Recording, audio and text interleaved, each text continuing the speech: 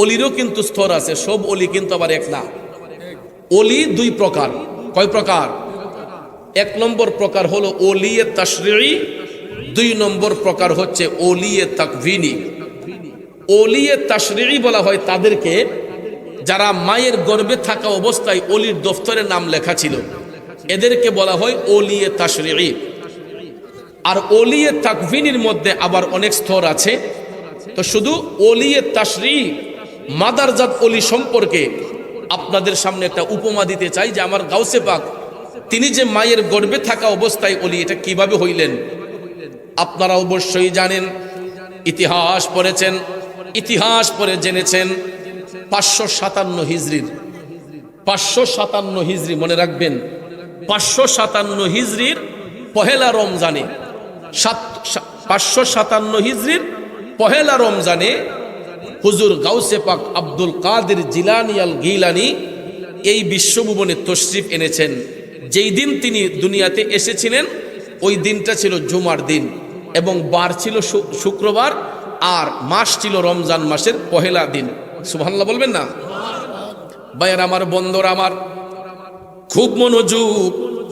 বাহাজাতুল আসরার কিতাব প্রমাণ করেছে সন্তানকে গর্ভে ধারণ করে আমাদের দেশের মা বোনরা টেলিভিশনের পর্দায় বৈশা স্টার জলসা দেখে, হ্যাঁ, ফেসবুকের মধ্যে কত নানান জিনিস আমাদের মা বোনরা দেখে। ডাক্তার সাহেব বলেছে বেড রেস্টে থাকার জন্য। বাচ্চা যখন মায়ের গর্ভে আসে, ডাক্তার সাহেব পরামর্শ দিয়েছে মা আপনি ফুললি বেড রেস্টে থাকেন, বাড়ি বোঝা কাজ আপনাকে করা যাবে না। বাচ্চাকে দুনিয়ার আলো বাতাস দেখাতে যাইয়া আমাদের দেশের মা বোনরা এরা দেখবেন বেড রেস্টে যাইয়া এরা কাজকর্ম না কইরা সারাটা দিন সময় কাটানোর জন্য ফেসবুক, ইউটিউব, টেলিভিশন এইগুলা নিয়ে ব্যস্ত থাকে। মাগো মা, ও আমার আব্দুল্লাহ পুনের বোনেরা গো, যাদের গর্ভে সন্তান আসবে গো মা, যাদের গর্ভে সন্তান আসবে রে বোন, আপনাদেরকে অনুরোধ করে বলে যাব সন্তানটাকে দুনিয়ার আলো বাতাস দেখাইবার আগে আপনি মাঝে আমল করবেন, আপনার পেটের বাচ্চার মধ্যে এই তাসির আসবে। মা যেই কাজ করে তার বাচ্চার আমলে ওই তাসির আসবে, বাবা যেই কর্ম করে তার বাচ্চার আমলের মধ্যে এই তাসির আসবে। কেন? কুল্লু শাইইন ইলা ইয়ারজু ইলা আসলি, প্রত্যেকটা জিনিস তার মূলের দিকে প্রত্যাবর্তিত হয়। বাবা যেমন হয় সন্তানের খাসিয়ত তেমন হয়, মা যেমন হয় তার সন্তানের আচরণ তেমন হয়। এই জন্য আমি প্রায় মাহফিলে বলি, বাবা ভালো তো ছেলে ভালো, মা ভালো তো জি, গাই ভালো তো বাছুর ভালো, দুধ ভালো তো ঘি। বাবা ভালো তো ছেলে ভালো, মা ভালো তো জি, গাই ভালো তো বাছুর ভালো, দুধ ভালো তো ঘি। গাছের গোড়া যদি সুন্দর হয় আগার ফল সুন্দর হয়, গোড়ায় যদি ডিস্টার্ব হয় আগার ফল যতই সুন্দর হোক না কেন ওই গাছের তো কোনো স্থায়িত্ব নাই, যেই কোনো মুহূর্তে পড়ে যেতে পারে। ঠিক তদ্রূপ ভাবে একটা সংসারের মধ্যে বাবা যদি আমলি হয়, মা যদি আমলি হয়, তার পেটের সন্তানটা নেককার হবে, তার বাচ্চাটা আমলি হবে, পরহেজগার হবে। গাউসে পাক আব্দুল কাদের জিলানী আল গিলানী এমন একজন বাবার ঔরসে জন্মগ্রহণ করছে গো, বাবা আবু সালেহ মুসা জঙ্গি, যার জীবনে কোনোদিন একটা মিথ্যা কথা বলেন নাই, যার জীবনে কোনোদিন একটা ওয়াক্ত তাহাজ্জুদের নামাজ কাজা করেন নাই, ওয়াক্তের নামাজ কাজা করেন নাই। গাউসে পাক এমন একজন বাবার ঔরসে জন্মগ্রহণ করেছেন যিনি কখনো নীতির বাহিরে চলতেন না, নীতিতে অটল ছিলেন। এমন একজন মায়ের গর্ভ থেকে ভূমিষ্ঠ হয়েছেন যেই মায়ের চেহারা দেখবে দূরের কথা, গায়ের উন্নাটা পর্যন্ত পৃথিবীর কোনো পরপুরুষ দেখে নাই। এই আব্দুল্লাহপুরে গিয়া দেখেন আব্দুল কাদির নামের অনেক সন্তান আছে। আমাদের দেশে আব্দুল কাদির নামের অনেক সন্তান আছে। আমাদের দেশের আব্দুল কাদিরের মারা দেখবেন মার্কেটে যাইয়া মার্কেট করতেছে, মানুষের সঙ্গে কথাবার্তা বলতেছে, পরপুরুষের সঙ্গে কথাবার্তা বলতেছে। কিন্তু আমার গাউসে পাক আব্দুল কাদির জিলানীর মা, তিনি এমন একজন মা যার চেহারা দেখবে দূরের কথা, গায়ের উন্নাটা একটা পর্যন্ত পৃথিবীর কোনো পরপুরুষে দেখতে পাই নাই, তাইলে ওই মায়ের গর্ভ থেকে নেককার সন্তান আসবে নাকি বদকার সন্তান আসবে? এই জন্য কবি বলেছেন, আবু সালিম মুসা জঙ্গি ছিলেন যার পিতা, উম্মুল খায়ের মা ফাতেমা ছিলেন যার মাতা, দুজনে ছিলেন আল্লাহ নবীর প্রেমে উজালা, যেজন গৌসুল আজম সেজন বাগদাদ ওয়ালা, যেজন গৌসুল আজম সেজন বাগদাদ ওয়ালা, তার কাঁধে যার চরণ যুগল মদিনাওয়ালা, যেজন গৌসুল আজম সেজন বাগদাদওয়ালা। খারাপ লাগতেছে বাবাজিরা, গভীর মনোযোগ মনোযোগ। এই আব্দুল কাদের জিলানী তাদেরই সন্তান। যখন উম্মুল খায়ের মা ফাতেমার গর্ভে হুজুর আব্দুল কাদের জিলানীকে আল্লাহ তাআলা পাঠাইলেন, মা ঘরের ভিতর বৈশা তিনি আমল করেন, রেওয়াজত করেন, বন্দেগি করেন। কারণ তখন সময় কিন্তু মোবাইল ফোন ছিল না, তখন সময় কিন্তু টেলিভিশন ছিল না। এই জন্য আগেকার যুগের মা চাচিরা তারা নেক আমল করতেন বেশি। আর এখন ডিজিটাল যুগে আইয়া আমরা এমন অবস্থা হইছে, যুগ উপকৃত হইছে, সামনের দিকে গেছে, আমাদের ইমানটা একবারে ধ্বংস হয়ে গেছে। কথা বলেন ঠিক কিনা? প্রত্যেকটা ঘরে ঘরে যান, আর কিচ্ছু না পান, ওগুলা টেলিভিশন, এগুলা মোবাইল পাইবে। ঘরে যদি একবেলা খাবার নাও থাকে, কিন্তু দেখবেন মোবাইল ফোনে এমবি থাকে, টেলিভিশনের মধ্যে ডিশের লাইন চালু থাকে। আছে না নাই? একবারে নিম্ন শ্রেণী হইল দেখবেন এই দুইটা জিনিস সবার ঘরে আছে। বাজান আমার বন্ধুরা, আমার যুগের তালে যদি রাখতেও হয়, যুগের বাইরে যদি রাখতে হয়, ইমান নষ্ট করব কেন, ইমান হারা হইব কেন? গাউসে পাক আব্দুল কাদের জিলানীর মা তিনি সন্তানকে গর্ভধারণ করে রমজান মাস আসার আগেই তিনি প্রিপারেশন নিচ্ছেন। পৃথিবীতে গাউসে পাক আসবে, এর আগে মা প্রতিদিন কোরআন তেলাওয়াত করতেন। মা যখন কোরআন তেলাওয়াত করতেন, গর্ভের সন্তানের মধ্যে এই তাসির চলে আসছে। কারণ ওই মুহূর্তে তো পেটে যখন সন্তান থাকে, মায়ের মুখের কথাটাই সন্তানের কথা, মায়ের মুখের খাবারটাই সন্তানের খাবার। ঠিক কিনা বলেন?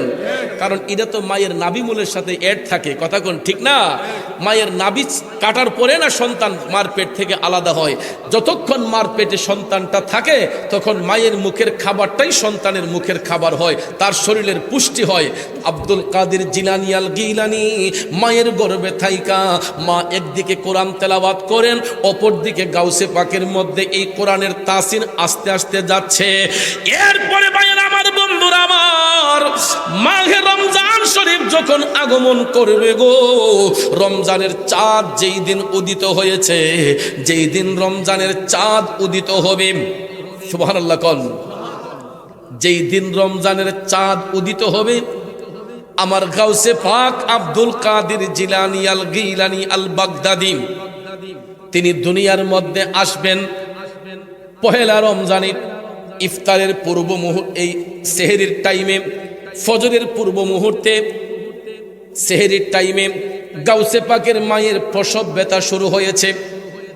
প্রসব ব্যথা শুরু হওয়ার পরে হুজুর গাউসে পাক আব্দুল কাদের জিলানী ফজরের পরক্ষণে 557 হিজরি পহেলা রমজান জুমার দিনে বাদ ফজর গাউসে পাক আব্দুল কাদের জিলানী দুনিয়াতে ভূমিষ্ঠ হইলেন। আপনারা বলেন, বাচ্চা ভূমিষ্ঠ হইলে চিল্লাইয়া কান্নাকাটি করে না? সিজারের মাধ্যমে হোক, নর্মাল ডেলিভারি হোক, মার গর্ভ থেকে বাচ্চাটা আসার পরেই দেখবেন ওই বাচ্চা চিল্লাইয়া কান্দে। তখন আমরা ওটি রুমের ভিতরে থাকলেও বাহির থেকে বাচ্চার কান্না যখন শুনতে পাই, আমরা হয়ে গেছে গা, ঠিক না? ঠিক, বাচ্চা হয়ে গেছে, ডেলিভারি হয়ে গেছে। তখন ভাইয়ার আমার, বাচ্চার কান্না বন্ধের জন্য মায়ের স্তনের মধ্যে মুখ লাগানো হয়, ঠিক না? ঠিক, বাচ্চার কান্না বন্ধের জন্য মায়ের স্তনে মুখ লাগানো হয়। বাচ্চা যখন মায়ের স্তনের মধ্যে মুখ লাগায়, মায়ের দুধটা মুখে দেওয়ার সাথে সাথেই দেখবেন তার কান্না বন্ধ হয়। আমার গাউসে পাকের বেলায় ভিন্ন।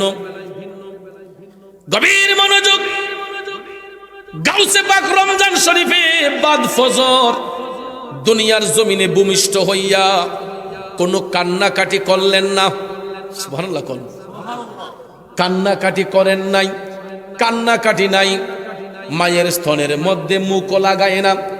মা যদিও স্তনের মধ্যে বাচ্চার মুখটা ধরতেছেন, কিন্তু গাউসে পাক মুখটাকে সরাইয়া ফেলে। দেখো বন্ধু, মাদারজাত অলি কারে কয়? গাউসে পাক মায়ের দুধের মুখ লাগায় না, কারণ রমজান শরীফের দিনের বেলায় আমরা রোজা পালন করি। এই জন্য যদিও তিনি নাবালক শিশু, কিন্তু হাকিকতের দৃষ্টিতে তো তিনি অনেক উপরের দরজা, ঠিক না বেঠে? গাউসে পাক জগৎবাসীর শিখাইবার জন্য, বাগদাদবাসীর শিক্ষা দেওয়ার জন্য যে রমজান শরীফে রোজা রাখতেই যে হয়, গাউসে পাক মায়ের স্তনের মধ্যে মুখ লাগায় না। বন্ধুরে, দুধের শিশু তো আর কথা বলতে পারে না। সারাটা দিন গেল, মা চেষ্টা করলেন, স্তনের মধ্যে গাউসে পাক মুখ লাগায় না। যখন মাগরিবের টাইম হয়েছে, রোজাদাররা যখন ইফতার গ্রহণ করবে, আজানের পূর্ব মুহূর্তে আমার গাউসে পাক চিল্লায়া কান্না শুরু করছে। বাচ্চা যখন কান্না শুরু করছে, রে দুনিয়ার মানুষগুলা ইফতার করবে, এমন সময় মাগরিবের আজান হয়েছে। একদিকে মাগরিবের আজান হয়, অপর দিকে গাউসে পাক কান্না করে।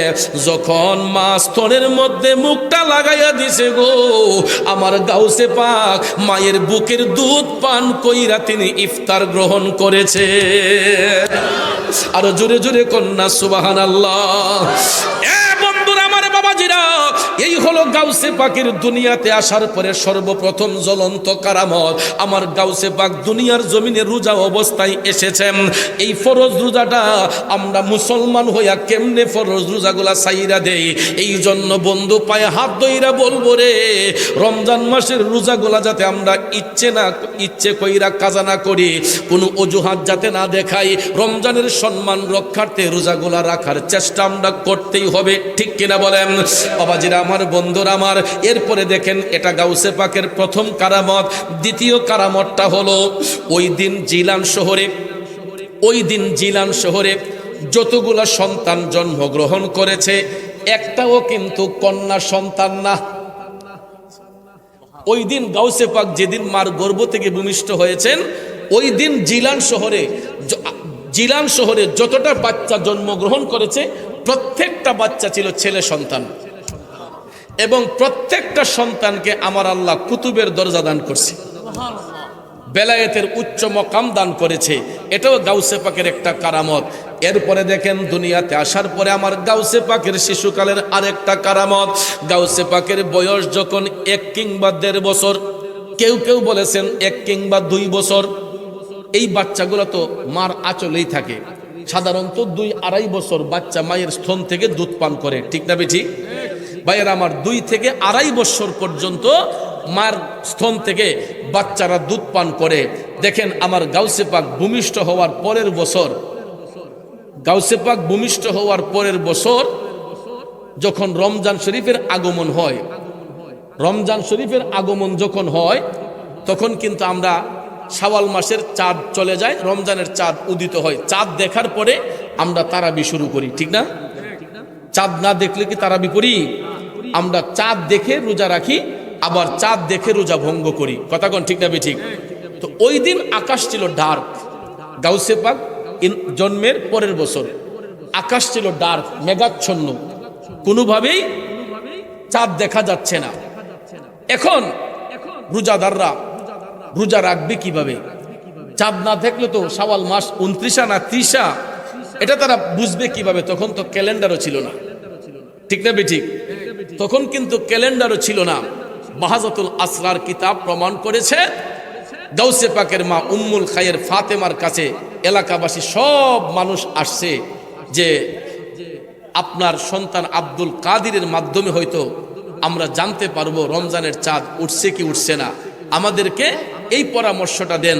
তখন ভাইয়ার আমার, বন্ধুরা আমার, গাউসে পাক আব্দুল কাদির জিলানী আল গিলানী যখন চাঁদ উঠছে কিন্তু কেউ দেখতে পায় না, তিনি যখন মার স্তনের মধ্যে মুখ লাগায় না, তখন গাউসে পাকের মা উম্মুল খায়ের ফাতেমা বললেন, যেহেতু আমার আব্দুল কাদির আমার স্তনের মধ্যে মুখ লাগাই নাই, তার মানে বোঝা গেল চাঁদ উঠে গেছে।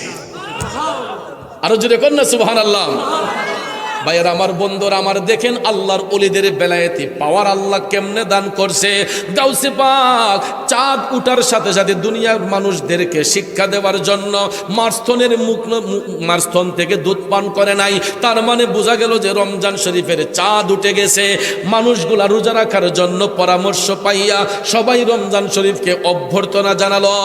এরপরে গাউসে পাক আস্তে আস্তে যখন 1 কিংবা 2 বছরের হয়ে গেল, দেখা যায় মায়ের আঁচলে আঁচলে গাউসে পাক খেলাধুলা করেন। উনার বাবা মুসা জঙ্গি হঠাৎ একদিন গাউসে পাক আব্দুল কাদের জিলানীকে রাইখা তিনি সফরের মধ্যে গেলেন। সুবহানাল্লাহ বলবেন না? ভাইয়ের আমার বন্ধুরা আমার, গভীর মনোযোগ। গাউসে পাক মায়ের গর্ভে থাকা অবস্থায় কারামতের অধিকারী। বয়স যখন 1 কিংবা 2 বছর, এমন সময় দেখা যায় মুসা জঙ্গি সফরের মধ্যে গেলেন। বাড়ির মধ্যে কোনো পুরুষ লোক নাই। কি নাই? বাড়িতে পুরুষ লোক নাই, একেবারে পুরুষ শূন্য বাড়ি। তো ভাইয়ের আমার বন্ধুরা আমার, গাউসে পাক আব্দুল কাদের জিলানী আল গিলানী আল বাগদাদি তিনি যখন দেখলেন যে বাড়ির মধ্যে কোনো পুরুষ লোক নাই, তো উনি তো ছোট মানুষ, তো হঠাৎ করে ভিক্ষুক আসছে গাউসে পাকের দরজার সামনে, আইসা দরজার মধ্যে নক করতেছে যে কিছু ভিক্ষা আমাকে প্রদান করেন।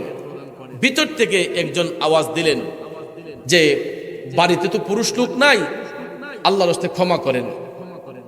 এই কথাটাতে গাউসে পাক একটু ব্যথিত হলেন যে আমি তো পুরুষ লোক ছিলাম, যদি আমি নাবালক শিশু, পুরুষ লোক তো আমি বাড়িতে আছি, কথা কোন ঠিক না?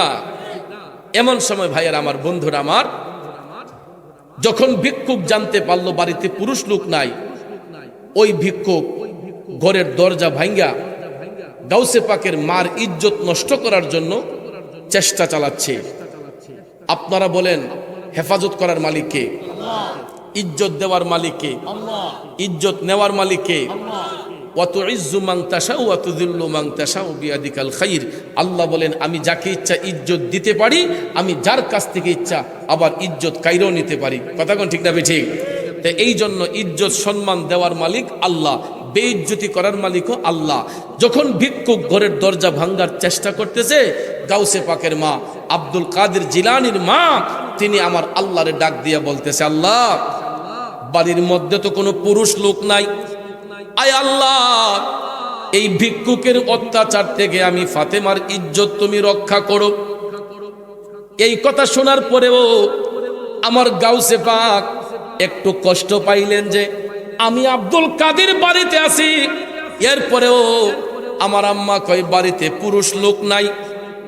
বন্ধুরা আমার, বাবাজিরা, হঠাৎ করে আল্লাহ রাব্বুল আলামিন গাউসে পাকরে কিছু সময়ের জন্য আড়াল করিয়া হুজুর গাউসে পাকের রুহটাকে আল্লাহ বাঘের সুরত ধারণ করালেন। সুবহানাল্লাহ। আল্লাহ চাইলে পারেনি? বাঘের সুরত ধারণ করাইয়া ভিক্ষুকরে যেমন একটা হামলা দেওয়াইছে, ভিক্ষুক এই দৃশ্য দেখে এই সীমানা সাইরা পলাইয়া গেছে। এরপরে ভাইয়ের আমার, গাউসে পাক আব্দুল কাদের জিলানী আল গিলানী আল বাগদাদি তিনি আবার প্রকাশ পাইলেন। প্রকাশ পাওয়ার পরে ওনার মাকে বলতেছেন, মা তুমি যে বললা যে বাড়ির মধ্যে পুরুষ লোক নাই, এই কথাটা কি ঠিক হইছে? গাউসে পাকের মা কয়, কেন পুত, তুমি তো ছোট মানুষ, বাচ্চা মানুষ। গাউসে পাক কয়, না গো মা, আপনি এই কথাটা অন্তত বলতে পারেন নাই যে বাড়ির মধ্যে পুরুষ লোক নাই। আমি আব্দুল কাদের যদিও শিশু, কিন্তু মা আমার আল্লাহ আমি আব্দুল কাদেরকে এমন বেলায়েতি পাওয়ার দিছে গো, পৃথিবীর কোনো পরাশক্তি আমি আব্দুল কাদেরের পরিবারের আমার মায়ের ইজ্জত নষ্ট করতে পারবে না। আল্লাহ রাব্বুল আলামিন আমি আব্দুল কাদের রুহটাকে বাঘের সুরত ধারণ করায় দিছিল গো মা। আমি যখন ওই ভিক্ষুককে তাড়াইলাম, ভিক্ষুক দৌড়াইয়া পালাইয়া গেছে। মা কয়, আমি তো দেখছি একটা বাঘ ভিক্ষুককে থাবা দিয়া আবার মুহূর্তের মধ্যে উদয় হয়ে গেছে। গাউসে পাক তখন বললেন, মা এই রুহটাই ছিল আপনার সন্তান আমি আব্দুল কাদের জিলানী। তাইলে চিন্তা করে দেখেন আল্লাহর ওলিদেরকে আল্লাহ কেমন পাওয়ার দিছে। এ আব্দুল্লাহপুরের বন্ধুরা, যারা ইমানদার, যারা মুত্তাকি, যারা তাকওয়াবান, আল্লাহ রাব্বুল আলামিন তাদেরকে ঈমানি শক্তি দান করে। আর ঈমানি শক্তি যার মধ্যে থাকে গো, ঈমানি পাওয়ার যার মধ্যে থাকে, ওই ব্যক্তিকে দুনিয়ার কোনো মানুষ বেইজ্জতি করতে পারে না, দুনিয়ার কোনো মানুষ অপমান করতে পারে না। কারণ ইমানদারদের হেফাজতের মালিক কে? আল্লাহ রাব্বুল আলামিন তাদের হেফাজতের মালিক হয়ে যান। এই জন্য ভাইয়ের আমার, গাউসে পাক তিনি মাতৃগর্ভে থাকা অবস্থায় অলির দফতরে নাম ছিল। এই জন্য আমি এই আব্দুল্লাহপুরের মা বোনদেরকে অনুরোধ করে বলবো, আমাদের তো অনেকের ঘরে সন্তান আছে বা অনেকের ঘরে সন্তান আসার অপেক্ষায় আছে, বা প্রেগনেন্ট যারা আছেন বর্তমানে এই এলাকার মধ্যে, আমি মাদেরকে পরামর্শ দেব, মাগো এই রমজান মাস আমাদের নিকটে। আর রমজান মাস শুধু আসবে কেন, যেই কোনো মাসে, যেই কোনো মুহূর্তে গর্ভে যখন সন্তান আসে, যখন ঘরে ছোট্ট বাচ্চা থাকে, এদেরকে ভালো গাইডনেস করার জন্য আমরা নিজেকে পরিবর্তন করতে হবে, নিজেকে পরিবর্তন করতে হবে। এই রমজান মাসে রোজা কাজা কইরা সন্তানের সামনে এই উপযুক্ত মা বাপগুলা যে খাবার দাবার খায়, অনেক সময় রোজা ভাঙ্গা, এগুলা কিন্তু বাচ্চার ব্রেইনে গিয়ে ঢুকতেছে। এই ছেলেটাও বড় হইয়া বলো, ধরো আমার আব্বাই রোজা রাখছেন, আমি কেন রাখতাম? ঠিক না বেটি? আরে আমার মা ওই রাখছেন, আমি কেন রাখতাম? তখন দেখবেন ওই বাচ্চাও বড় হইয়া তার মধ্যে এই রোজা রাখার অভ্যাস হবে না। এই জন্য 7 বছর ওভার হয়ে গেলেই সন্তানদেরকে নামাজ এবং রোজার তাগিদ দিতে হয়। 12 বছর হয়ে গেলে যদি রোজা না রাখে, তাদেরকে বেত্রাঘাত করতে হয়। নামাজ না পড়লে তাদেরকে বেত্রাঘাত করতে হয়, শাসনে রাখতে হয়। কারণ নামাজ এবং রোজা এবাদতের মধ্যে সর্ব উৎকৃষ্ট এবাদত নামাজ এবং রোজা।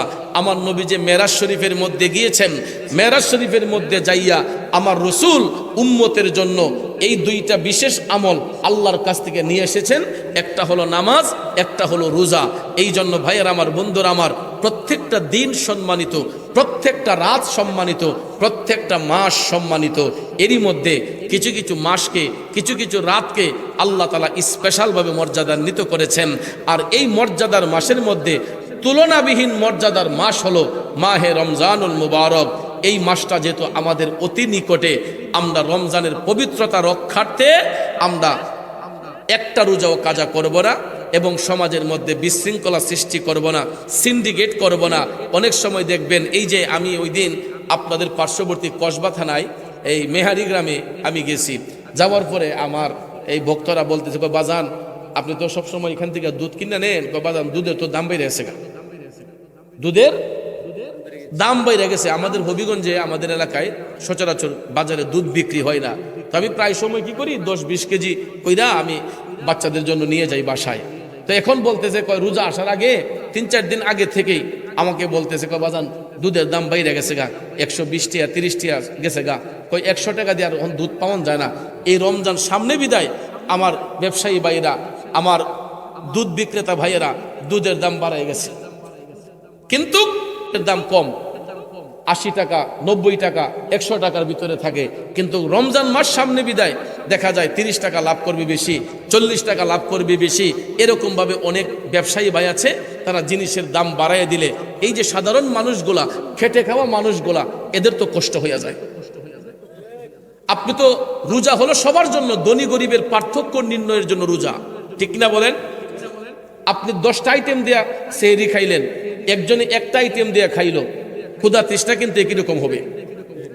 সারাদিন যদি উপবাস থাকেন, 10টা আইটেম দিয়ে খাইলে পরে যেরকম ক্ষুধা লাগবে, একটা আইটেম দিয়ে খাইলেও এই ক্ষুধাটাই কিন্তু লাগবে। কথা কোন ঠিক না?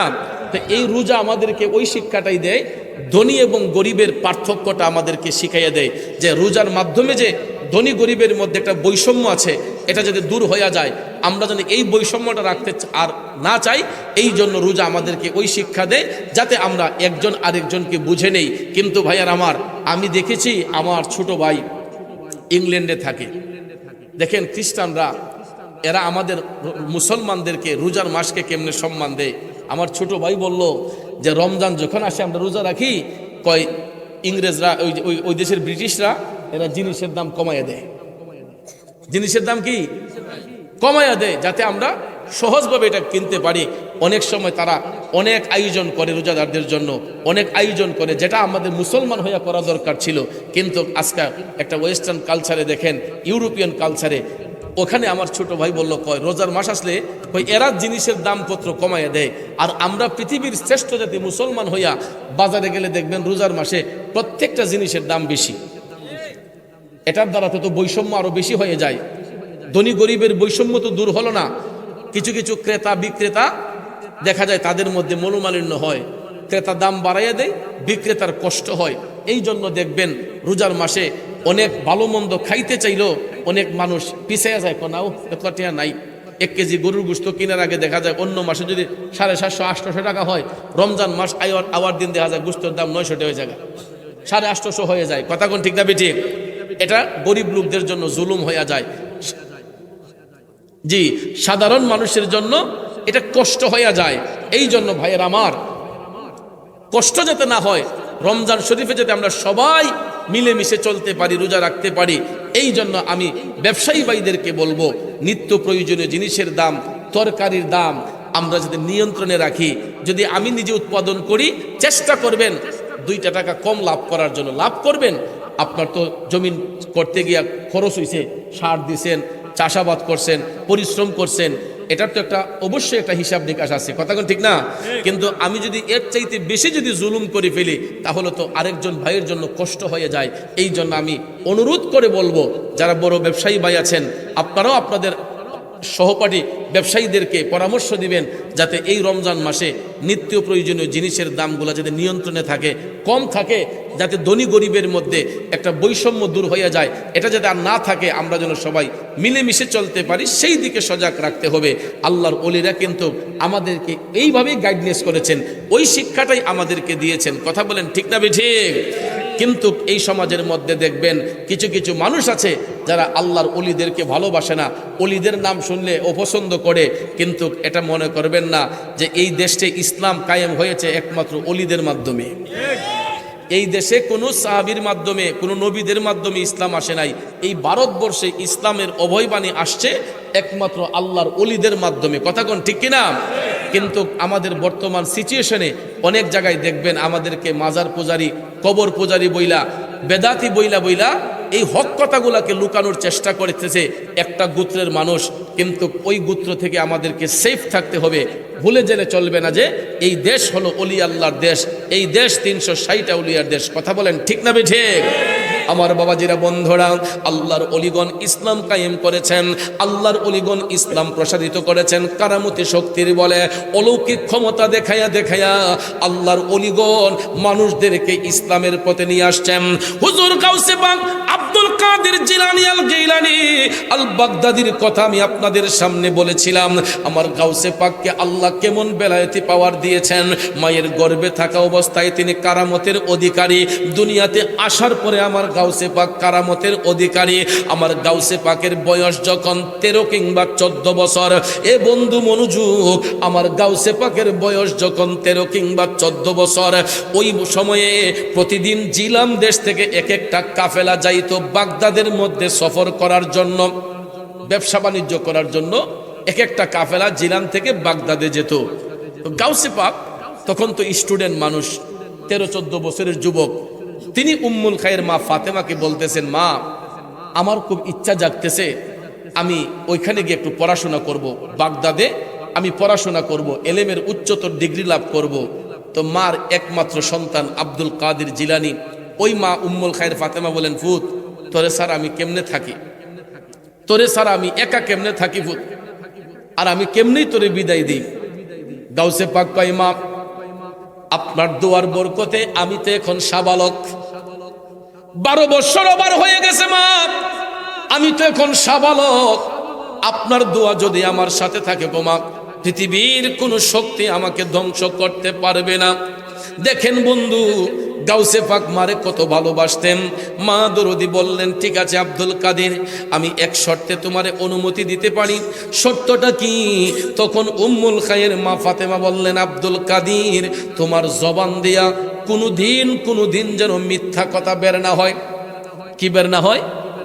যে যতই বাধা বিপত্তি আসুক না কেন, তোমার জবান দিয়া যাতে কোনোদিন মিথ্যা কথা বের না হয়, সব সময় তুমি সত্য কথা বলবা। সুবহানাল্লাহ বলবেন না? আমার ভাইয়েরা, বন্ধুরা, খুব মনোযোগ। ওলি কিন্তু এমনি হওয়া যায় না যদি মার দোয়া সাথে না থাকে, মার কথার মধ্যে শ্রদ্ধা না থাকে।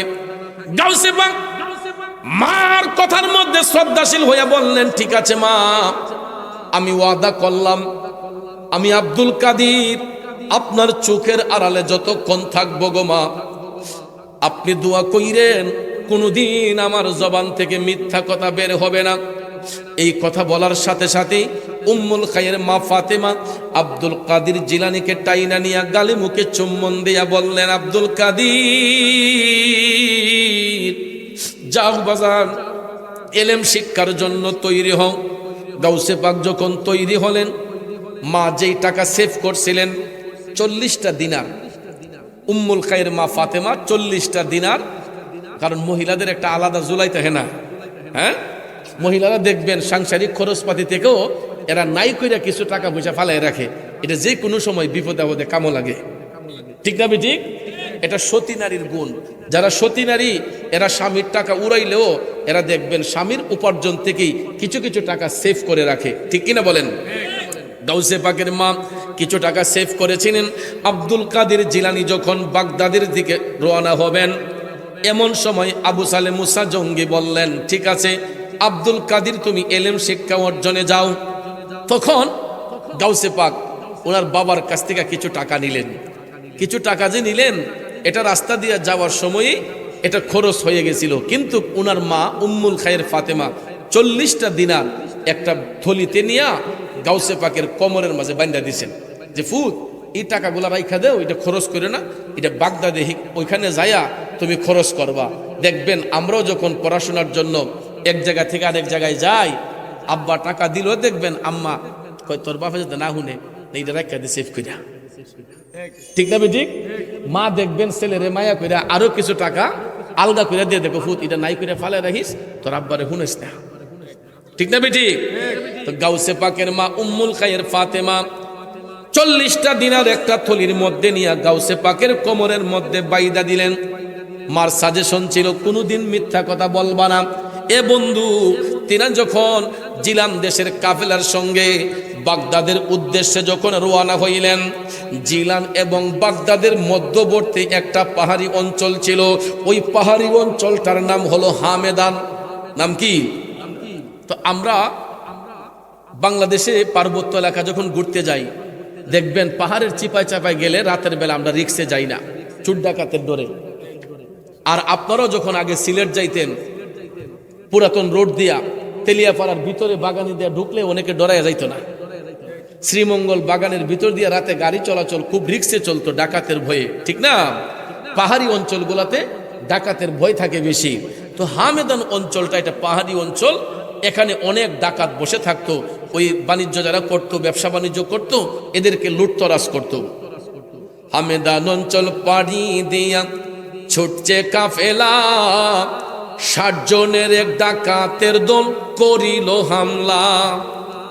আমার গাউসে পাক ওই কাফেলার মধ্যে 60 জনের ডাকাত দল, কাফেলার চতুর্দিকে ব্যারিকেড দিয়েছে, তাদের হাতের মধ্যে অস্ত্র, তাদের হাতের মধ্যে অস্ত্র লাঠি। কিন্তু যারা বাণিজ্য করতে গিয়েছে তাদের কাছে আছে শুধু মালামাল, টাকা পয়সা, ঠিক না ঠিক?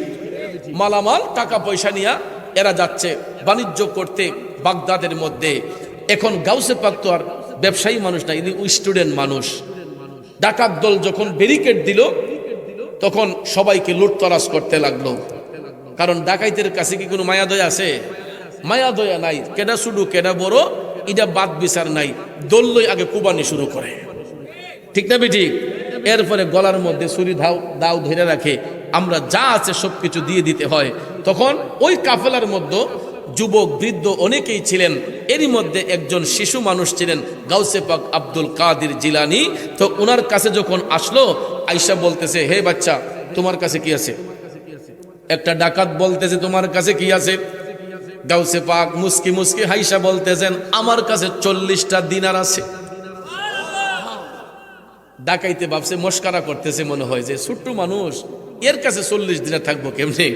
কারণ তখনকার যুগের 40 দিনার বর্তমান যুগের 40 লাখ টাকার সমান হবে। ঠিক না ঠিক? ডাকাতে বিশ্বাস করে না। আরেকজন ডাকাত আসলো, আইসা বলতেছে, হে শিশু বাচ্চা, তোমার কাছে কি আছে? তিনি বলতেছেন, আমার কাছে 40টা দিনার আছে। এও বিশ্বাস করে না। আরেকজন আসলো, হে বাচ্চা, তোমার কাছে কি আছে? তিনি বলতেছেন, আমার কাছে 40টা দিনার আছে। বন্ধু, এই রকম ভাবে একজন একজন করে বলতে বলতে দেখা যায় সবগুলা ডাকাতের কাছে গাউসে পাক বলেন, আমার কাছে 40টা দিনার আছে। এই 59 জন ডাকাতের সর্দার, 59 জন ডাকাতের সদস্যরা তাদের সর্দারের কাছে যাইয়া কয়, সর্দার, জীবনে তো কত ডাকাতি করলাম, কত চুরি করলাম, কত মানুষের সম্পদ নিলাম, আজকে একটা বাচ্চারে দীক্ষা, একটা ছেলের দীক্ষা, এত মায়া লাগতেছে, তার মুখের মধ্যে শুধু হাসি। ডাকাইতে দেখলো তো কেউ হাসে না, সবার তো জানো পানিতে হয় না, কান্নাকাটি করে। কথা কোন ঠিক না? কই এই ছেলেটার কাছে গেলে ওই খালি হাসে আর কয় তার কাছে বলে 40 দিনার আছে। ডাকাইতে সর্দার বলতেছে, কয় আমি ওই বাচ্চাটারে দেখতইব, এরা আমার কাছে নিয়ে আসো তোমরা দুইটা। তখন ভাইয়ার আমার, এই ডাকাতরা মিলিয়া আব্দুল কাদের জিলানী আমার গাউসে পাকরে বলতেছে, চলুন আপনি সর্দারের কাছে। গাউসে পাক কই, চলেন, কোনো টেনশন নাই। নি টেনশনে গাউসে পাক যাচ্ছেন। ডাকাইতে সর্দারের কাছে যাওয়ার পরে ডাকাত সর্দার বলতেছে, হে যুবক, সত্যি করে বলো তো তোমার কাছে কি আছে? গাউসে পাক ডাক দিয়া কয়, সর্দার, তোমার প্রত্যেকটা সদস্য আমারে শুধু বলে আমার কাছে কি আছে, আমি তো বারবার করে বলতেছি আমার কাছে 40 দিনার আছে। তোমার একটা সদস্য আমার বডিতে টাচ করে না, আমার থলিটা দেখলো না। তুমিও যদি বলতেছো, ও ডাকাইতের সর্দার শোনো, আমার কোমরের মধ্যে একটা টাকার থলি আছে, এই থলির মধ্যে 40টা দিনার আছে। তখন ডাকাইতের সর্দার কয়, তোমাকে তল্লাশি করা হবে। গাউসে পাক কয়, তল্লাশি করতে হবে না, তোমার যদি প্রয়োজন হয় আমি আব্দুল কাদের দিতেছি। তখন গাউসে পাক এই কোমরের টাকার থলিটা খুইলাম, টাকার থলিটা ছুঁড়ে মেরে দেন ডাকাত সর্দারের কাছে। এ সর্দার, নাও গয়না দেখো এখানে কত আছে। ডাকাইতের সর্দার গয়না গয়না দেখতেছে, সত্যি সত্যি 40টা দিনার। সর্দার ডাক দিয়া কয়, যুবক রে, জীবনে তো কত ডাকাতি করলাম, জানের বয়ে মানুষের চোখের পানি, নাকের পানি এক হইয়া যায়, কিন্তু তোমার মুখ দিয়ে এখনো হাসি আসতেছে। এতগুলা ছুরি দেখা কি তোমার একটুও ভয় লাগলো না? এই ধারালো ছুরি দেখা কি তোমার ভিতরটা একটুও কাঁপছে না? গাউসে পাক কয়, কেন কাঁপবে? আমি তো তোমাদের সঙ্গে ওয়াদা করি নাই, আমি আমার মায়ের সাথে ওয়াদা করছি। আমার মা আমারে বলছে কোনোদিন যাতে আমার জবান দিয়া মিথ্যা কথা বের না হয়। এই জন্য আমি চাইলে বলতে পারতাম যে আমার কাছে কিছু নাই, কিন্তু আমার মার তো অপমান হইয়া যাবে, আমার মায়ের অপমান হবে। এই জন্য আমি আমার মার অপমান সহ্য করতে পারবো না। এই জন্য তোমরা আমারে মাইরা ফেললেও আমি আমার মারে ওয়াদা দিছি জীবন দিয়া দিব। এরপর মা, আমি কোনোদিন মিথ্যা কথা বলবো না। এই জন্য আমি আমার মার কথায়, সত্য কথাই তোমাদের সামনে প্রকাশ করেছি। ডাকাইতের সর্দারের মনটা নরম হইয়া গেছে, টপ টপ করে চোখের পানি চাইরা ডাকাত কান্না করতেছে। আমরা তো কোনো মার গর্ভ থেকে জন্ম হয়েছি, আমরা তো মায়ের গর্ভ হতে ভূমিষ্ঠ হয়েছে। আমাদের মাও তো ছোট্টবেলায় আমাদেরকে এরকম পরামর্শ দিছে, মিথ্যা না বলার জন্য, ছল চাতুরি না করার জন্য। আজকে মার কথারে সম্মান দিলাম না, পরোয়া করলাম না। একটা ছোট্ট বাচ্চা তার মারে এত সম্মান দিল, নিশ্চয়ই ওই সন্তানটা কোনো নেককার সন্তান হবে। ডাকাইতের সর্দারের মনটা নরম হইয়া গেছে, তার চোখের পানিগুলা টপ টপ করে পড়তেছে। 59 জন ডাকাতরা মিল্লা কয়, সর্দার, জীবনে কত ডাকাতি করলাম, আজকে প্রথম দেখলাম তোমার চোখ দিয়া পানি পড়তেছে, তুমি কাঁদতেছো কেন? ডাকাইতের সর্দার ডাক দিয়া কয়, ওরে আমার সদস্যরা, আজকে ওই শিশু বাচ্চাটা আমার দৃষ্টি খুইলা দিছে রে। তার মতো একটা সন্তান পৃথিবীতে থাকলে এই সমাজের মধ্যে আর কোনো মানুষ অন্যায় করবে না, জুলুম নির্যাতন করবে না, ডাকাতি করবে না। আমি ওই বাচ্চার উসিলায় আমার দৃষ্টি আজকে খুলে গেছে। আমি আজকের পর থেকে আর কোনোদিন চুরি ডাকাতি করব না। ডাকাত সর্দার তার কদমে শোভে মালামাল, শির ঝুকাইয়া বরণ করলো দিন আল্লাহর। সুবহানাল্লাহ কোন। ওই ডাকাতের সর্দার গাউসে পাকরে ডাক দিয়া কয়, বাবারে এ যুবক, আমি তোমার মাধ্যমে কালেমা পড়ে আবার মুসলমান হতে চাই, আমি তোমার মাধ্যমে তওবা করে জিন্দেগির জন্য ডাকাতি ছাড়তে চাই। ডাকাতের সর্দার যখন বলল চুরি করবে না, ডাকাতি করবে না, তওবা করবে, বাকি 59 জন ডাকাতরা কয়, সর্দার সারা জীবন তোমার নেতা মান্না ডাকাতি করলাম, আজকে যদি তুমি আমাদের নেতা হইয়া চুরি ডাকাতি ছাইরা দাও, আমরা সাগরেদ হইয়া আর কেমনে ডাকাতি করব?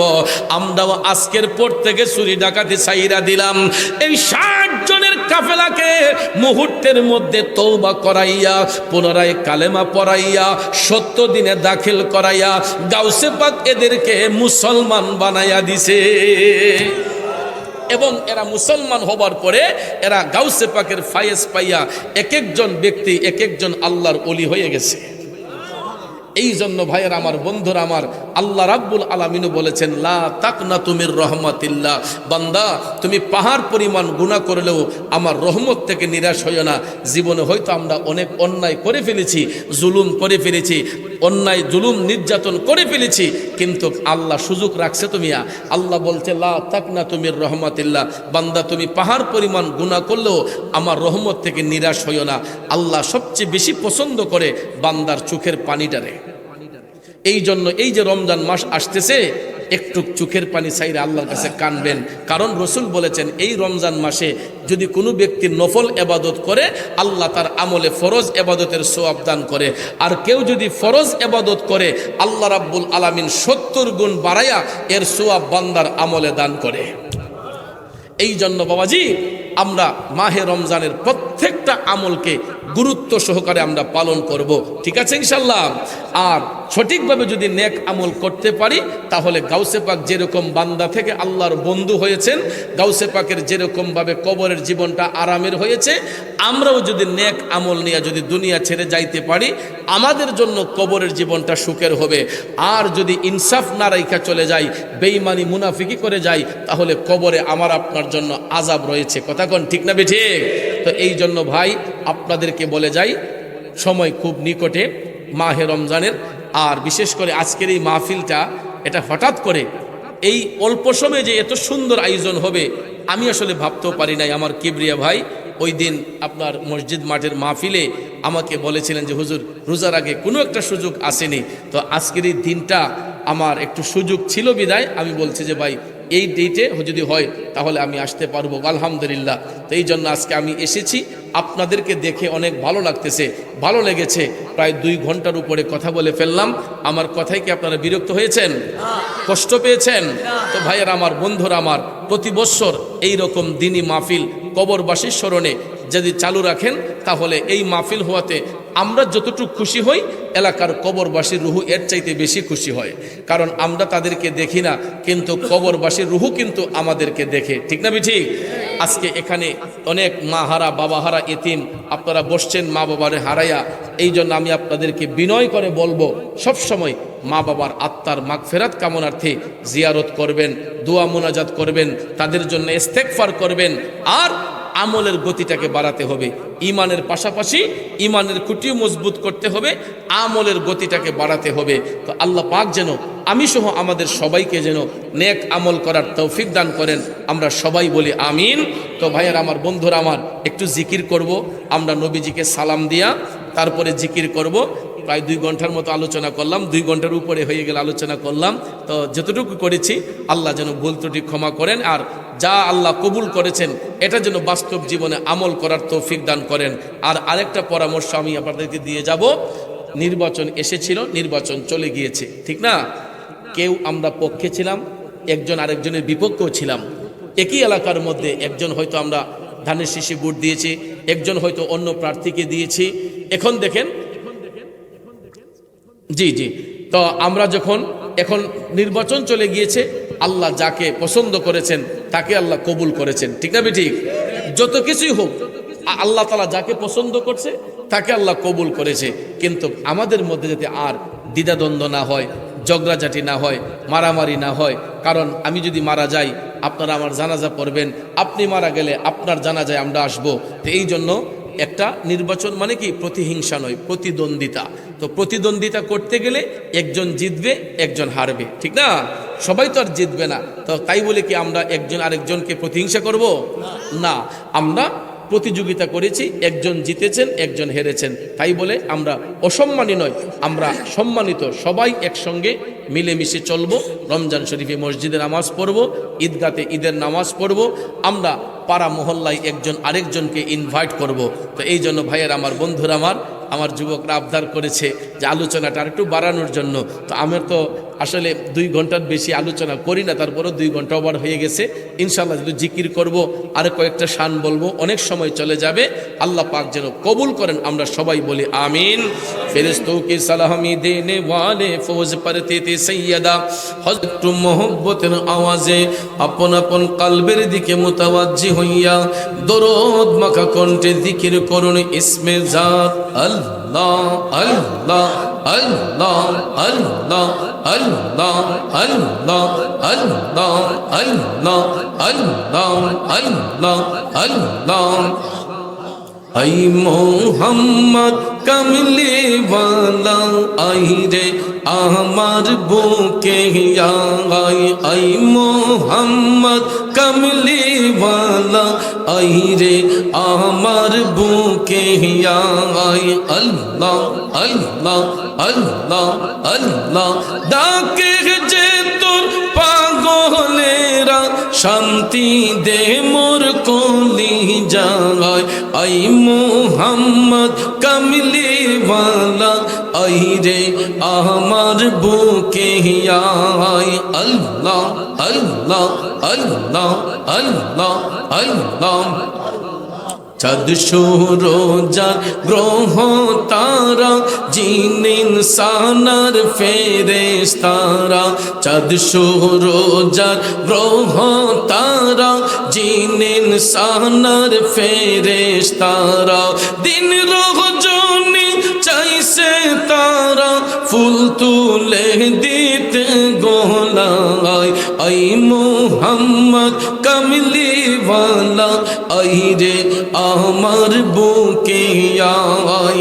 আল্লাহ আল্লাহ আল্লাহ আল্লাহ আল্লাহ আল্লাহ। আই মোহাম্মদ কমলি ওয়ালা আই রে আমার বুকে আই। আল্লাহ আল্লাহ আল্লাহ আল্লাহ।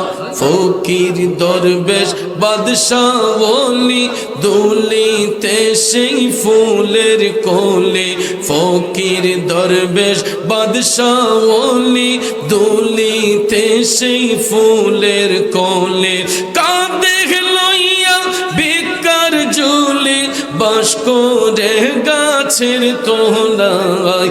আই মোহাম্মদ কমলি ওয়ালা আই রে আমার বুকে আই। আল্লাহ আল্লাহ আল্লাহ আল্লাহ আল্লাহ আল্লাহ। আল্লাহর নবী নূরের নবী, আল্লাহর নবী নূরের নবী, যাহার নাই গো তুলনা, নূরে জলমল জলমল করে সোনার মদিনা। আল্লাহ আল্লাহ আল্লাহ আল্লাহ আল্লাহ আল্লাহ। আল্লাহর নবী নূরের নবী, আল্লাহর নবী নূরের নবী, যাহার নাই গো তুলনা, নূরে জলমল জলমল করে সোনার মদিনা। মাশাআল্লাহ আল্লাহ আল্লাহ আল্লাহ। ও নবীজি আপনার কথা মনে হইলে বুক ভাইসা যায় নয়ন জলে, কোথায় গেলে পাবো আপনাই কোথায় গেলে পাবো আপনাই দাও না একবার বলিয়া নূরে ঝলমল ঝলমল করে সোনার মদিনা আল্লাহর নবী নূরের নবী আল্লাহর নবী নূরের নবী যাহার নাই গো তুলনা নূরে ঝলমল ঝলমল করে সোনার মদিনা আল্লাহ আল্লাহ আল্লাহ আল্লাহ আল্লাহ তুমি মেহেরবান গো নবীজি তুমি মেহেরবান ও নবীজি তুমি মেহেরবান নয়নে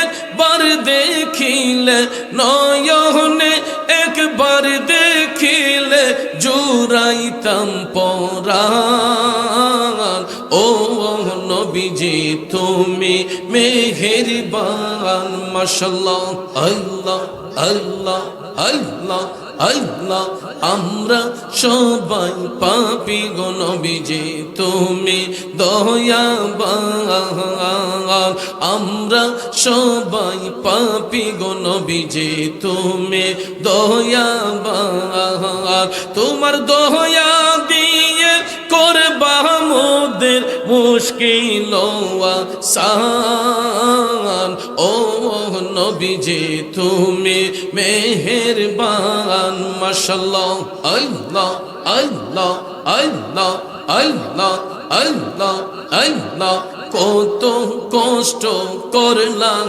নবীজি ওহো দের ময়দান কত কষ্ট করলেন নবীজি ওহো দের ময়দান দান দান মোবারক শহীদ করলো কাফের বেঈমান ও নবীজি তুমি মেহেরবান মাশাআল্লাহ আল্লাহ আল্লাহ আল্লাহ আল্লাহ তুমি আদি তুমি অন্ত তুমি মোদের জান মাশাআল্লাহ তুমি আদি তুমি অন্ত তুমি মোদের জান খোদার কাছে পাক যে তোমার পবিত্র জবান ও নবীজি তুমি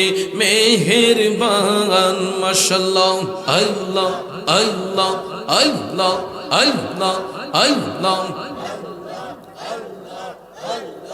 ওদম মুরাদ কে দে বলে গাইব নবীজির শান ওদম মুরাদ কে দে বলে গাইব নবীজির শান নবীজির চরণ না পাইলে হইব পেরেশান ও নবীজি তুমি মেহেরবান মারহাবা আল্লাহ আল্লাহ আল্লাহ আল্লাহ আল্লাহ আল্লাহ মন কান্দে একবার যেতে সোনার মদিনা মাশাআল্লাহ আল্লাহ আল্লাহ আল্লাহ আল্লাহ কি করে যায় কিভাবে যায় কি করে যায় কিভাবে যায় যাওয়ার সম্বল নাই মন কান্দে একবার যেতে সোনার মদিনা মাশাআল্লাহ আল্লাহ আল্লাহ আল্লাহ কত লোক যাই দলে দলে কত জন যাই শতবার হত ভাগার ভাগ্যে তাহা জুটিল না একটি বার আল্লাহ তোমার বন্ধুর দরবার আমার কি তাকদীরে নাই মন কান্দে একবার যেতে সোনার মদিনা মাশাআল্লাহ আল্লাহ আল্লাহ আল্লাহ আল্লাহ মন কান্দে একবার যেতে সোনার মদিনা মাশাআল্লাহ আল্লাহ আল্লাহ আল্লাহ আল্লাহ আল্লাহ মুর্শিদ নামে এত মধু মুর্শিদ নামে এত মধু খাইলে মধু ফুরাই না আমার মন হইয়াছে দেওয়া না মাশাআল্লাহ আল্লাহ আল্লাহ আল্লাহ আল্লাহ মুর্শিদ নামে এত মধু মুর্শিদ নামে এত মধু খাইলে মধু ফুরাই না আমার মন হইয়াছে দেওয়া না মাশাআল্লাহ আল্লাহ আল্লাহ আল্লাহ মুর্শিদ নামে এত যে মধু আমারে কইরাছে জাদু মাশাআল্লাহ নিদান কালে মুর্শিদ বিনে নিদান কালে মুর্শিদ বিনে অন্য কিছু চাহি না আমার মন হইয়াছে দেওয়া না মাশাআল্লাহ আল্লাহ আল্লাহ আল্লাহ আল্লাহ আল্লাহ মুর্শিদ নামে এত মধু মুর্শিদ নামে এত মধু খাইলে মধু ফুরাই না আমার মন হইয়াছে দেওয়া না মাশাআল্লাহ আল্লাহ আল্লাহ আল্লাহ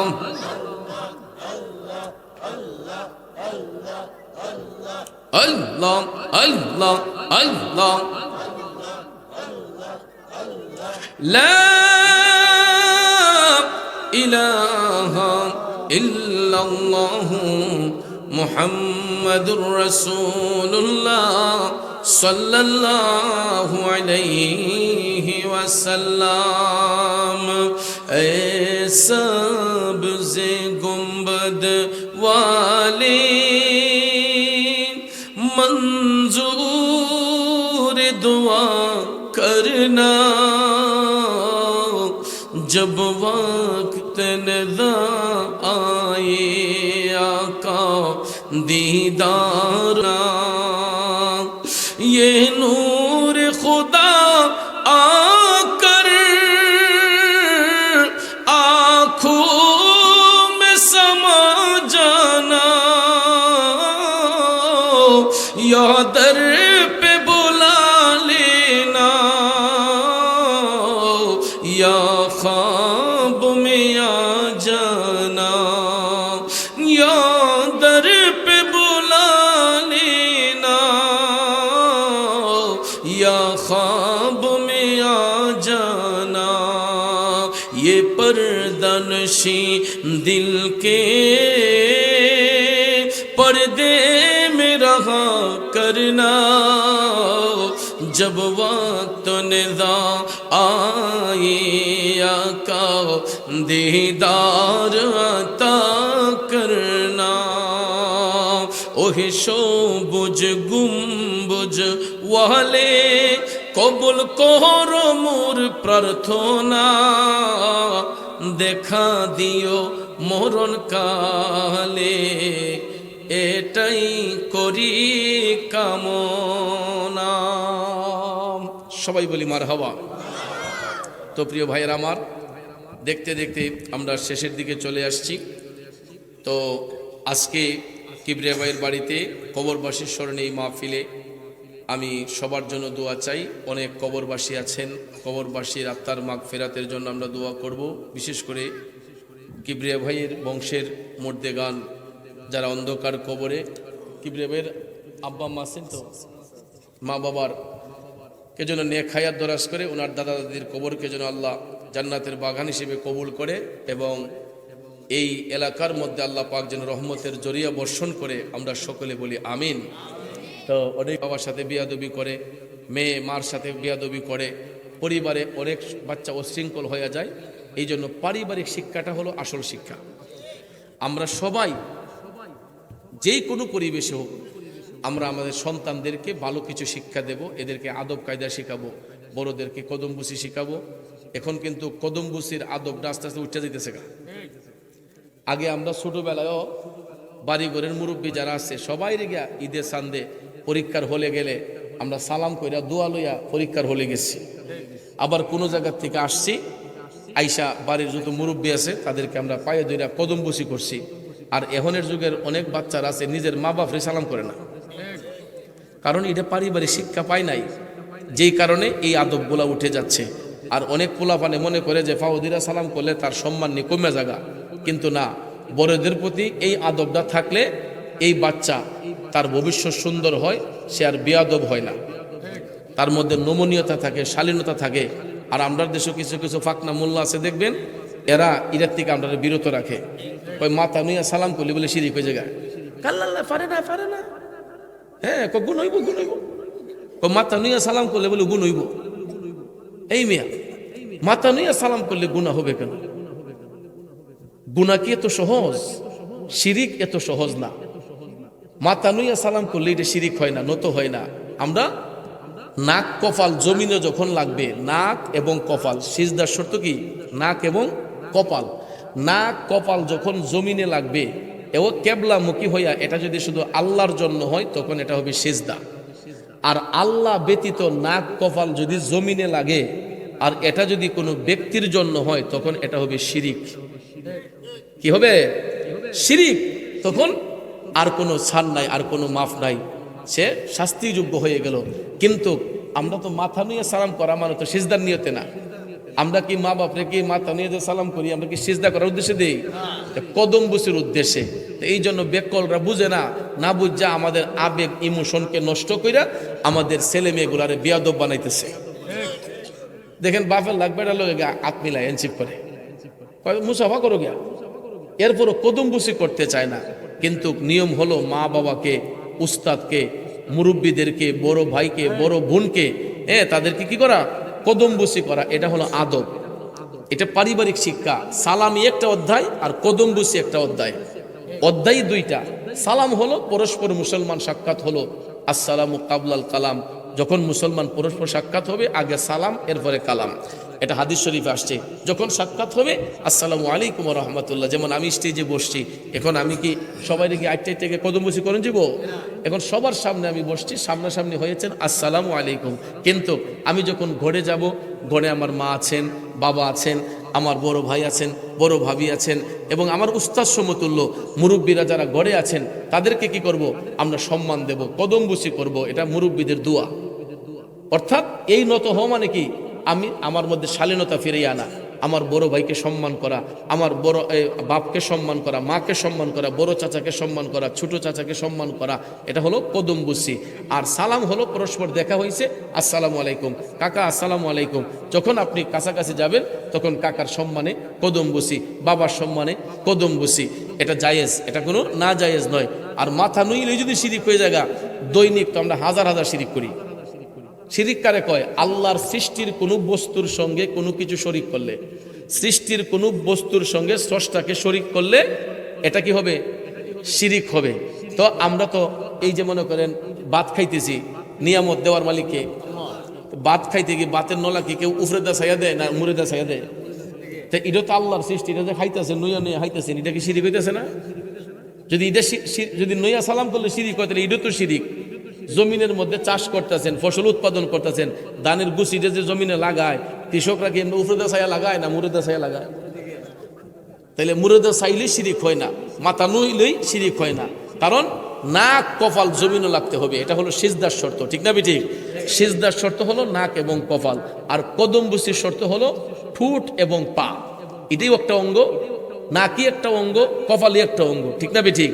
তো এই জন্য আমাদের অন্তরে খেয়াল থাকতে হবে যে আমি কদমবুসি করতেছি, সিজদা না। কদমবুসি করতেছি কাকে? মা বাবাকে, উস্তাদকে, মুরব্বীদেরকে। তাইলে এই আদবটা যখন থাকবে, দেখবেন আপনার ছেলে কোনোদিন আপনার চোখে চোখে চাইয়া কথা কইতো না। সবসময় দেখবেন আপনার চোখে চোখে চাইয়া কথা বলবে না, এবং আপনার সাথে উচ্চ বাক্যে কথা বলবে না। আর এই আদবটা না থাকলেই যদি কোন যে না না পারে না পারে না, তাইলে দেখবেন আপনার ছেলে বেয়াদব হয়ে যাবে। এর মধ্যে আর কোনোদিন শালীনতা আসবে না, আদব আসবে না। এই জন্য আমরা প্রত্যেকে পারিবারিকভাবে আমাদের বাচ্চাদেরকে এই আদবগুলো শিখাবো। এটার দ্বারা কিন্তু আপনারও সম্মান কমবে না, আপনার ইজ্জতও কমবে না, বরং আরো বাড়বে। আমার বাসায় মেহমান গেলে, আমার বাসায় যদি মেহমান যায়, আমি আমার ছেলেদেরকে দিয়া মেহমানের জুতাটি ভিতরে নিই। অনেক সময় বাইরে রেখা যায়, আমি আমার ছেলেদেরকে দিয়ে বলি, বাবা মেহমানের জুতাটি ভিতরে নিয়ে আসো। আমার ছেলের কি সম্মান কমে গেছে? এটা শিক্ষা দিতে হবে পারিবারিকভাবে। আমি আমার মেহমান আমার বাসায় গেলেও, সে গরিব হইতে পারে, কিন্তু আমার বাসায় যখন একজন ভদ্রলোক মেহমানদারি করবে, তখন সে আমার মাথার মুকুট হয়ে যাবে, আমার আদরের রত্ন হয়ে যাবে। এই জন্য নিজেও করি, আমি আমার বাচ্চাদেরকে এই শিক্ষা দিই। আমার বড় যারা আছে বাচ্চাদেরকে আমি নিজে শিখাই যে তুমি তোমার কাকাকে কদমবুসি করো, তোমার হুজুরকে কদমবুসি করো। তো এটা হলো পারিবারিক শিক্ষা। এখন আর আমার ছেলেদেরকে বলতে হয় না, আমি শুধু ইশারা দিলেই হয়। এরা যেই যার যার স্টেপ অনুসারে জেলে, আমি যদি খালি চোখ দিয়ে ইশারা করি, আমার ছেলেগুলো শিখে ফেলেছে। কারে কদমবুসি করতে হবে, কারে আসসালামু আলাইকুম বলতে হবে, এটা শিখিয়ে দিতে হয় না। এই যে পারিবারিক শিক্ষা পাইছে, এটা বড় হয়ে গেছে, ইনশাআল্লাহ শিখে ফেলেছে। এই জন্য মেহমানদেরকে ইজ্জত করবেন, বড়দেরকে সম্মান করবেন, ছোটদেরকে স্নেহ করবেন। এটা হলো আমাদের পারিবারিক শিক্ষা। আমরা সবাই যাতে এই শিক্ষাটা আমাদের প্রত্যেকের পরিবারে জারি রাখি, তাইলে দেখবেন আমাদের সমাজ, আমাদের মহল্লা, আমাদের রাষ্ট্র সুন্দর হবে। ঠিক না? আল্লাহ যেন আমাদেরকে সহি বুঝ দান করে, সবাই বলে আমিন। তো যাক, এখন কবরবাসীর আত্মার শান্তির জন্য ইস্তেগফার হবে, দোয়া হবে। তার আগে যদি কিছু বলেন, কিছু বলার আছে?